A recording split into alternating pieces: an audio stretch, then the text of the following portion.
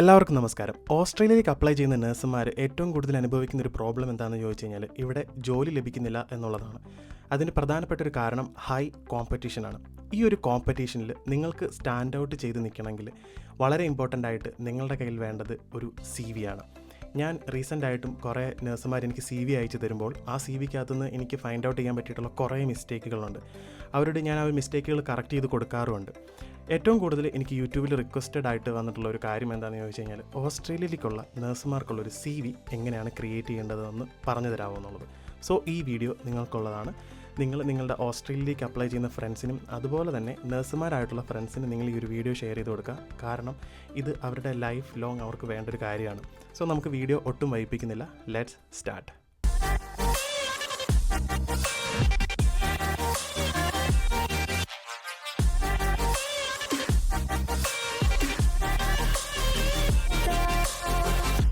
CV ഉണ്ടാക്കുമ്പോൾ നമ്മൾ passport size photo add ചെയ്യണോ എന്നെൻ്റെ അടുത്ത് ആൾക്കാർ ചോദിക്കാറുണ്ട്. ഓസ്ട്രേലിയൻസിനെ സംബന്ധിച്ച് passport size photo is A private thing. അതൊരു പ്രൈവസി ഇൻക്ലൂഡഡ് ആയിട്ടുള്ളൊരു കാര്യമാണ്. കാരണം അതിൻ്റെ പേര് തന്നെ അതാണ്. ഈ ഫോട്ടോ യൂസ് ചെയ്തിട്ടാണ് നമ്മൾ പാസ്പോർട്ട് ഉണ്ടാക്കുന്നത്. സോ നിങ്ങൾ നിങ്ങളുടെ CVയിൽ പാസ്പോർട്ട് സൈസ് ഫോട്ടോ ആഡ് ചെയ്യണമെന്ന് ഒരു നിർബന്ധവും ഇല്ല. പിന്നെ നമ്മൾ എന്തൊക്കെ കാര്യങ്ങളാണ് ഈ ഒരു CVക്കകത്ത് ആഡ് ചെയ്യേണ്ടത്? Starting with personal details. വളരെ ഇമ്പോർട്ടൻ്റ് ആയിട്ട് നിങ്ങൾ ചെയ്യേണ്ട ഒരു കാര്യം എന്തെന്ന് പറയുന്നത് നിങ്ങളുടെ ഒരു പേഴ്സണൽ ഡീറ്റെയിൽസ് അത് വളരെ ഷോർട്ടാക്കി മെൻഷൻ ചെയ്യാൻ വേണ്ടിയിട്ട് നിങ്ങൾ ശ്രദ്ധിക്കുക. കാരണം ഒരുപാട് ഡീറ്റെയിൽസ് നിങ്ങൾക്ക് ഈ ഒരു CVക്കകത്ത് ആഡ് ചെയ്യേണ്ടതായിട്ടുണ്ട്. അതുകൊണ്ട് പേഴ്സണൽ ഡീറ്റെയിൽസ് ആയിട്ട് നിങ്ങളുടെ ടൈറ്റിൽ, നിങ്ങൾ മിസ്റ്റർ ആണോ മിസ്സസ് ആണോ അത് ആഡ് ചെയ്യുക. നിങ്ങളുടെ എന്തൊക്കെ ടൈറ്റിലുകളുണ്ടോ യു ക്യാൻ ആഡ് ദാറ്റ്. പിന്നെ നിങ്ങളുടെ നെയിം, ഞാൻ ഇതിനകത്ത് ലേഡി ബോസ് എന്ന് പറഞ്ഞ് കൊടുത്തിട്ടുണ്ട്. ജസ്റ്റ് ഒരു റെഫറൻസ് നെയിമായിട്ട് വെച്ചിട്ടുള്ളതാണ് കേട്ടോ. അപ്പം നിങ്ങളുടെ നെയിം കൊടുക്കുക. അത് നിങ്ങളുടെ ഫുൾ നെയിം വെക്കാൻ വേണ്ടിയിട്ട് ശ്രദ്ധിക്കുക. അതായത് നിങ്ങൾക്ക് ഇപ്പം ഇപ്പോൾ സാധാരണ ഞാൻ എൻ്റെ ഒരു സുഹൃത്തിൻ്റെ പേര് പറയുകയാണ്. ഇപ്പം അഞ്ജലി S എന്ന് പറഞ്ഞിട്ട് ഒരു ഫ്രണ്ട് ഉണ്ടെന്ന് വിചാരിക്കാം. അല്ലെങ്കിൽ രമേഷ് R ഇതാണ് ഒരു ഫ്രണ്ടിൻ്റെ നെയിം എന്ന് വിചാരിക്കാം. അപ്പോൾ അവർ സത്യം പറഞ്ഞു കഴിഞ്ഞാൽ ഈ R-ൻ്റെ ഫുൾ ഫോം സത്യം പറഞ്ഞാൽ CVയിൽ ആഡ് ചെയ്യാറില്ല. നിങ്ങൾ CVയിൽ ആഡ് ചെയ്യുമ്പോൾ നിങ്ങളുടെ പാസ്പോർട്ടിലുള്ള അതേ നെയിം ഫുള്ളായിട്ട് നിങ്ങളുടെ CVയിൽ ആഡ് ചെയ്യാൻ വേണ്ടിയിട്ട് ശ്രദ്ധിക്കുക. So full name is A must thing. Okay.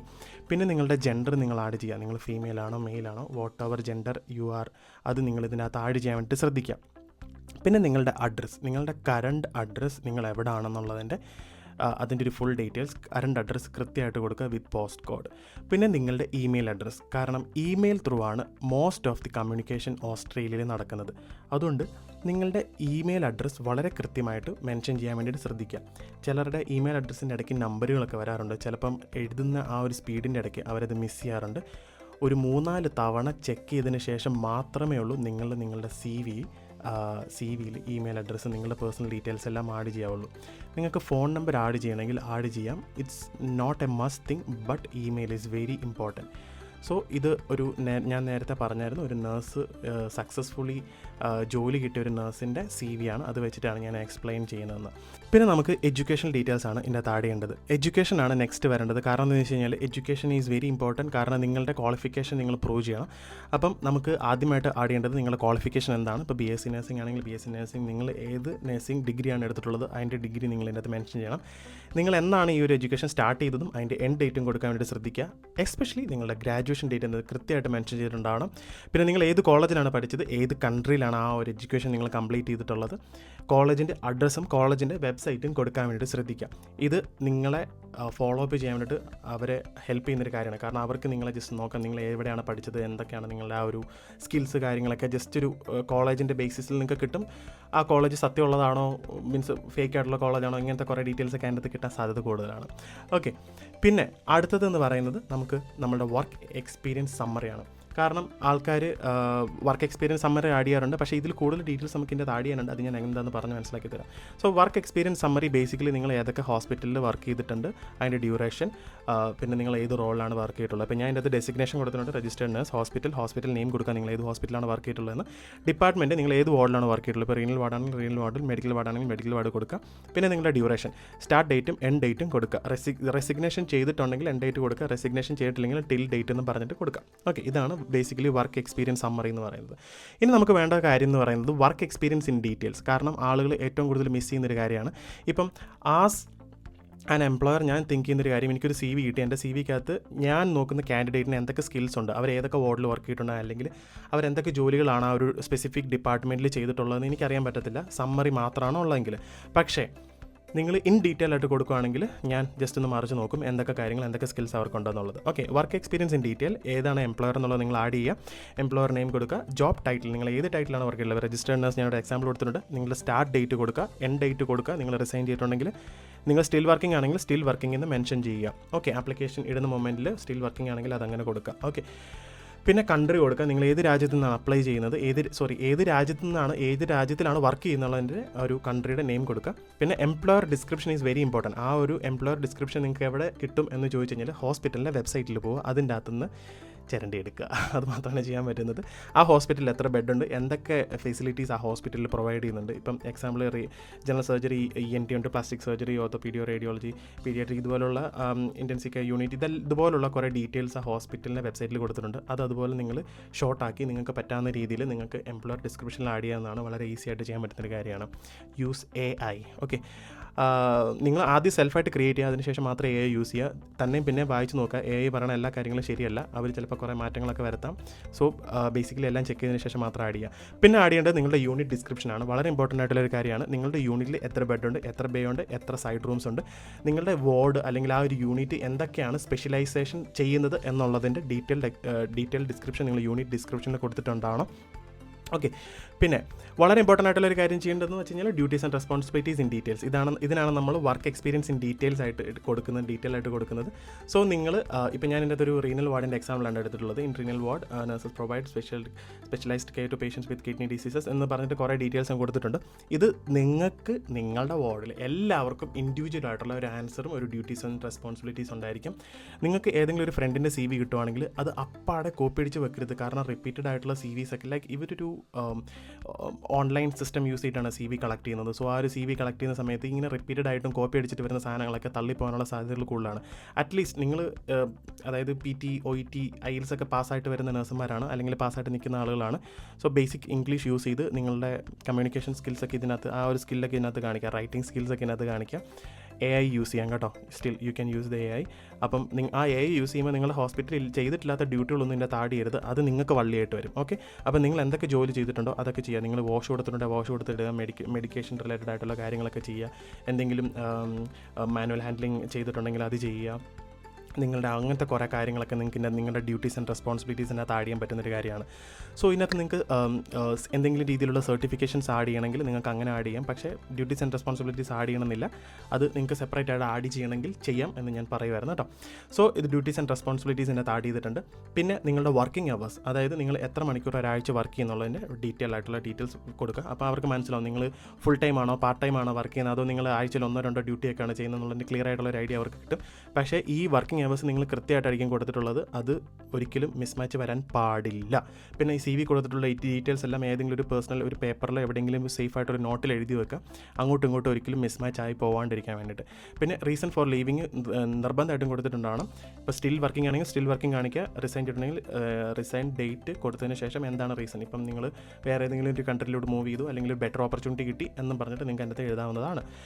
ഈ ഒരു പ്രോസസ്സ് നിങ്ങൾ റിപ്പീറ്റ് ചെയ്യുക. ഏറ്റവും റീസെൻ്റ് ആയിട്ടുള്ള ചെയ്തിട്ടുള്ള ഹോസ്പിറ്റൽ ഡീറ്റെയിൽസ് ആയിരിക്കണം നിങ്ങൾ ആദ്യം കൊടുക്കേണ്ടത്. അതിനുശേഷം താഴോട്ട് വരിക, നിങ്ങളുടെ ബാക്കിയുള്ള പഴയ വർഷങ്ങളിലെ ജോലി ചെയ്തിട്ടുള്ള ഡീറ്റെയിൽസ് എഴുതുക, സെയിം റിപ്പീറ്റ് ചെയ്യുക കേട്ടോ. അതിനുശേഷം ഇമ്പോർട്ടൻ്റ് ആയിട്ടുള്ള ചെയ്യേണ്ട ഒരു കാര്യം എന്ന് പറഞ്ഞാൽ നിങ്ങളുടെ ഗ്യാപ്പ് എംപ്ലോയ്മെൻ്റ് ആണ്. ഈ ഗ്യാപ്പ് എംപ്ലോയ്മെൻറ്റ് എന്താണെന്ന് ചോദിച്ചു കഴിഞ്ഞാൽ നിങ്ങൾ OET അതുപോലെ തന്നെ പല കോഴ്സുകൾ, ലാംഗ്വേജ് ടെസ്റ്റിൻ്റെ കോഴ്സുകളൊക്കെ പഠിക്കാൻ വേണ്ടിയിട്ട് നിങ്ങളുടെ കരിയറിൽ നിങ്ങളൊരു ഗ്യാപ്പ് എടുക്കാറുണ്ട്. അപ്പോൾ ഈ ഗ്യാപ്പ് എടുക്കുന്ന സമയത്ത് നിങ്ങൾ വളരെ ഇമ്പോർട്ടൻ്റ് ആയിട്ട് ചെയ്യേണ്ട ഒരു കാര്യം എന്താണെന്ന് ചോദിച്ചു കഴിഞ്ഞാൽ ആ ഒരു ഗ്യാപ്പ് എന്താണ് എടുത്തത്, ആ ഗ്യാപ്പ് എന്തിനാണ് എടുത്തത്, അതിൻ്റെ റീസൺ, സ്പെസിഫിക് ആയിട്ടുള്ള റീസൺ നിങ്ങൾ മെൻഷൻ ചെയ്തിട്ടുണ്ടായിരിക്കണം. സ്റ്റാർട്ട് ഡേറ്റും എൻഡ് ഡേറ്റും കൊടുത്തിട്ടുണ്ടാവണം.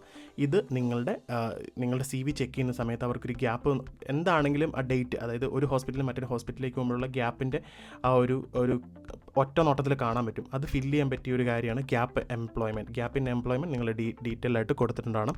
ഇത് ഞാൻ mention all the gap employment and it's reason ആണ് എഴുതിയിട്ടുള്ളത്. ഇത് നിങ്ങൾ ഡീറ്റെയിൽ ആയിട്ടൊരു സെൻറ്റൻസ് ഫോമിൽ നിങ്ങൾ എഴുതിയിട്ടുണ്ടായിരിക്കണം. പിന്നെ അടുത്തത് ബേസിക്കലി റെഫറൻസ്. നിങ്ങളുടെ റെഫറൻസ് ഇല്ലാണ്ട് നിങ്ങൾക്ക് ഇവിടെ ജോലി കിട്ടുക എന്നുള്ളത് വളരെ ഇമ്പോർട്ടൻ്റ് ആയിട്ടുള്ള കാര്യമാണ്. ജോലി കിട്ടത്തില്ല ഇവിടെ. കാരണം നിങ്ങളുടെ റെഫറൻസ്, നിങ്ങളുടെ പഴയ എംപ്ലോയേഴ്സിനെ അവർ കോൺടാക്ട് ചെയ്യും, ഇമെയിൽ ത്രൂ അല്ലെങ്കിൽ ഫോൺ ത്രൂ ഒരു കോൺടാക്ട് ചെയ്യും. മോസ്റ്റ്ലി ഇമെയിലാണ് കോൺടാക്ട് ചെയ്യുന്നത്. പക്ഷേ റെഫറൻസിൽ എന്തൊക്കെ കാര്യങ്ങൾ ആഡ് ചെയ്യണം? നിങ്ങളുടെ ആ ഒരു ടൈറ്റിൽ, നിങ്ങളുടെ ടൈറ്റിലല്ല, നിങ്ങളുടെ റെഫറിയുടെ ടൈറ്റിൽ ആഡ് ചെയ്യുക. പറഞ്ഞ മാറിപ്പാണ്, എക്സ്ട്രീംലി സോറി.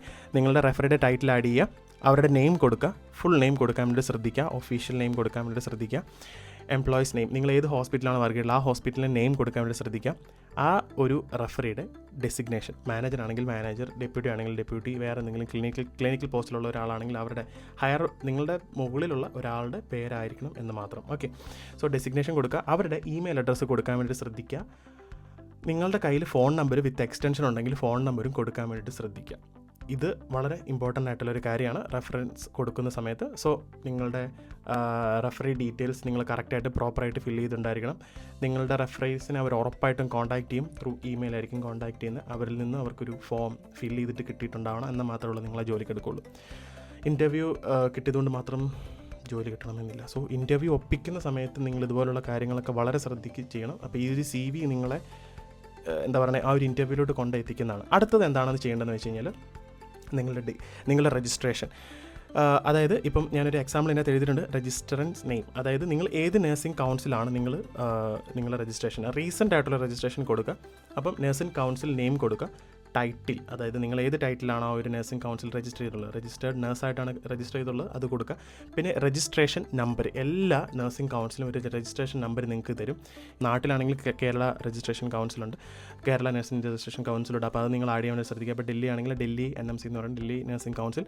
സോ ഇതിൻ്റെ ഒരു നഴ്സിംഗ് കൗൺസിലിൻ്റെ ഡീറ്റെയിൽസ് നിങ്ങൾ കൊടുക്കുക. അത് നിങ്ങൾ താഴോട്ട് ചെയ്യുക. നിങ്ങളുടെ ഹോസ്പിറ്റൽ എക്സ്പീരിയൻസ് എങ്ങനെയാണോ എഴുതിയത് അതുപോലെ തന്നെ നിങ്ങളുടെ രജിസ്ട്രേഷൻ ഡീറ്റെയിൽസ്, അതായത് ഏറ്റവും ആദ്യം എഴുതിയിട്ടുള്ളത് നിങ്ങളുടെ റീസെൻ്റ് ആയിട്ടുള്ള എക്സ്പീരിയൻസ് ആണ്. അപ്പം നിങ്ങളുടെ രജിസ്ട്രേഷൻ കാണിക്കേണ്ടത് റീസെൻ്റ് ആയിട്ടുള്ള രജിസ്ട്രേഷൻ സ്റ്റാർട്ട് ചെയ്യുക, എന്നിട്ട് താഴോട്ട് പോവുക. ഓക്കെ, അതിനുശേഷം നിങ്ങളുടെ ഡിക്ലറേഷൻ ഫോമാണ്. വളരെ ക്ലിയർ ആയിട്ട് നിങ്ങളുടെ ഡിക്ലറേഷൻ എഴുതുക. ഡിക്ലറേഷൻ മസ്റ്റാണ്. നിങ്ങളുടെ പ്ലേസ്, ഡേറ്റ്, നിങ്ങളുടെ പേര് റൈറ്റ് സൈഡിൽ കൊടുക്കുക. അതെങ്ങനെയാണ് നിങ്ങൾക്ക് കൊടുക്കാൻ സാധിക്കും, നിങ്ങൾക്ക് അങ്ങനെയാണ് കൊടുക്കുക. ഇത് തന്നെ നിങ്ങൾക്ക് ഫോളോ ചെയ്യാനാണ്. വളരെ സിമ്പിളായിട്ടുള്ള ഒരു കാര്യമാണ് കേട്ടോ. പിന്നെ ഞാൻ അടുത്ത് പറഞ്ഞിട്ടുള്ളത് നിങ്ങൾക്ക് സർട്ടിഫിക്കേഷൻ, അതായത് നിങ്ങൾ സ്പെസിഫിക് ആയിട്ടുള്ള എന്തെങ്കിലും സർട്ടിഫിക്കേഷൻസ് ചെയ്യുന്നുണ്ടെങ്കിൽ, ഇപ്പം UK, അയർലൻഡൊക്കെ പോലുള്ള സ്ഥലങ്ങളിൽ വർക്ക് ചെയ്യുന്ന സമയത്ത് അവർ ഹോസ്പിറ്റലിൽ നിന്നും സ്പെസിഫിക് സർട്ടിഫിക്കേഷൻസ് നിങ്ങളെ കൊണ്ട് എടുപ്പിക്കാറുണ്ട്.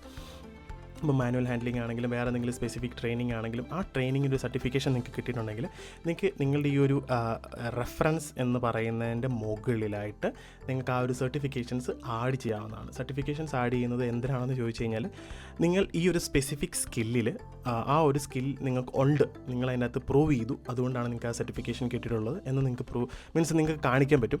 അത് കുറച്ചുകൂടെ ഒരു അഡീഷണൽ പോയിൻ്റ് ആണ് കേട്ടോ. അപ്പോൾ ചെയ്തിട്ടുള്ള സർട്ടിഫിക്കേഷൻസ് മാത്രം നിങ്ങൾ മെൻഷൻ ചെയ്യുക.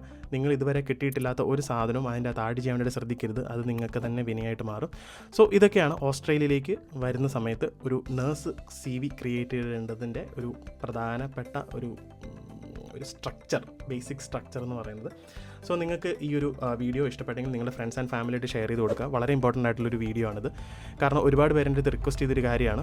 എല്ലാവരിലേക്കും ഈ വീഡിയോ എത്തിക്കാൻ വേണ്ടി ശ്രദ്ധിക്കുക. ആരും കുശുമ്പൊന്നും വിചാരിക്കരുത്, എല്ലാവർക്കും അയച്ചു കൊടുക്കുക കേട്ടോ. കാരണം എല്ലാവരും നമ്മൾ ഒരാളെ ഹെൽപ്പ് ചെയ്യുമ്പോഴാണ് നമുക്ക് സത്യം പറഞ്ഞു കഴിഞ്ഞാൽ ഏതെങ്കിലും രീതിയിൽ നമുക്ക് ആ ഒരു ഹെൽപ്പ് തിരിച്ചു വരുന്നത്. So kindly help each other, share this video with everyone. Thank you so much. എന്തെങ്കിലും കാര്യങ്ങൾ നിങ്ങൾക്ക് ഞാൻ ഇതിനകത്ത് മിസ് ചെയ്തിട്ടുള്ള എന്തെങ്കിലും കാര്യങ്ങളുണ്ടെങ്കിൽ kindly mention in the comment box. ഞാനതൊരു സെപ്പറേറ്റ് വീഡിയോ ആയിട്ടോ അല്ലെങ്കിൽ നിങ്ങൾക്ക് കമൻറ്റ് രൂപത്തിലോ അത് ചെയ്ത് തരാവുന്നതാണ് കേട്ടോ. So see you next video. Till then by.